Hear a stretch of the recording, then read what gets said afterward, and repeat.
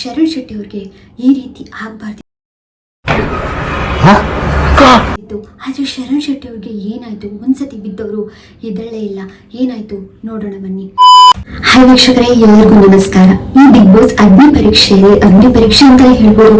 ಟಾಸ್ಕ್ಗಳು ಅಷ್ಟು ಟಫ್ ಆಗಿದೆ. ಅಷ್ಟು ಟಫ್ ಟಾಸ್ಕ್ ಅಂತ ಎದುರಿಸಿದಂತಹ ಸ್ಪರ್ಧಿಗಳಿಗೆ ಈ ರೀತಿ ಪರಿಣಾಮ ಬೀರ್ತಾ ಅನ್ನೋದೇ ಕ್ವಶನ್ ಮಾರ್ಕ್. ಆದ್ರೂ ಶರಣ್ ಶೆಟ್ಟಿ ಅವ್ರಿಗೆ ಈ ರೀತಿ ಆಗ್ಬಾರ್ದಿತ್ತು. ಆದ್ರೆ ಶರಣ್ ಶೆಟ್ಟಿ ಅವ್ರಿಗೆ ಏನಾಯ್ತು? ಒಂದ್ಸತಿ ಬಿದ್ದವರು ಎದ್ದೇಳೇ ಇಲ್ಲ.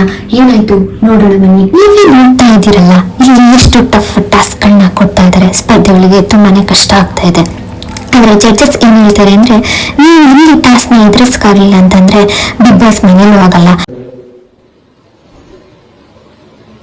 ಮಾತೇ ಇಲ್ಲ. ಯಾಕಂತಂದ್ರೆ ಬಿಗ್ ಬಾಸ್ ಮನೇಲಿ ಇದಕ್ಕಿಂತ ಟಫ್ ಟಾಸ್ಕ್ ಗಳು ಇರ್ತವೆ. ಈ ಟಫ್ ಟಾಸ್ಕ್ ಗಳು ಇಲ್ಲಿ ಒಬ್ರ ಮೇಲೆ 3-4 ಜನ ಬಿದ್ರೆ ಏನಾಗುತ್ತೆ? ಅವ್ರ ಉಸಿರು ಕಟ್ಟಿ ಶ್ರೀಪಾದ ಸೇರ್ಕೋಬೇಕಾಗುತ್ತೆ. ಬಿಗ್ ಬಾಸ್ ಮನೆಯಲ್ಲಿ ನೇಮ್ ಮತ್ತೆ ಫೇಮ್ ಸಿಗುತ್ತೆ, ಎಪಿಸೋಡ್ ಎಷ್ಟು ಅಂತ ದುಡ್ಡು ಸಿಗುತ್ತೆ. ಆದ್ರೆ ಅಗ್ನಿ ಪರೀಕ್ಷೆಯಲ್ಲಿ ಮಣ್ಣು ಸಿಗುತ್ತಾ? ಆದ್ರೆ ಈ ರೀತಿ ಟಫ್ ಟಾಸ್ಕ್ ಗಳನ್ನ ಎದುರಿಸ್ಬೇಕಾದ್ರೆ ಶರಣ್ ಶೆಟ್ಟಿ ಅವರು ಸ್ಟೇಜ್ ಮೇಲಿಂದ ಬೀಳ್ತಾರೆ. ಬಿದ್ದವರು ಉಸಿರು ಕಟ್ತಾರೆ, ತಲೆ ಜೋರ ಪೆಟ್ಟು ಎದ್ದೊಳದೇ ಇಲ್ಲ. ಜಡ್ಜಸ್ ಎಲ್ಲ ಶಾಕ್ ಆಯ್ತಾರೆ.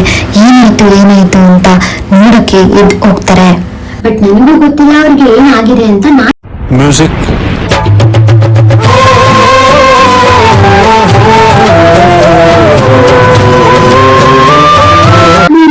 ಏನು ಆಗಿರ್ಬಾರ್ದು ಅಂತ. ಸೊ ಇದು ಒಂದು ಎಕ್ಸಾಂಪಲ್. ಇದನ್ನ ನೋಡಿದ್ಮೇಲಾದ್ರೂ ಅಟ್ಲೀಸ್ಟ್ ಅರ್ಥ ಮಾಡ್ಕೋಬೇಕು.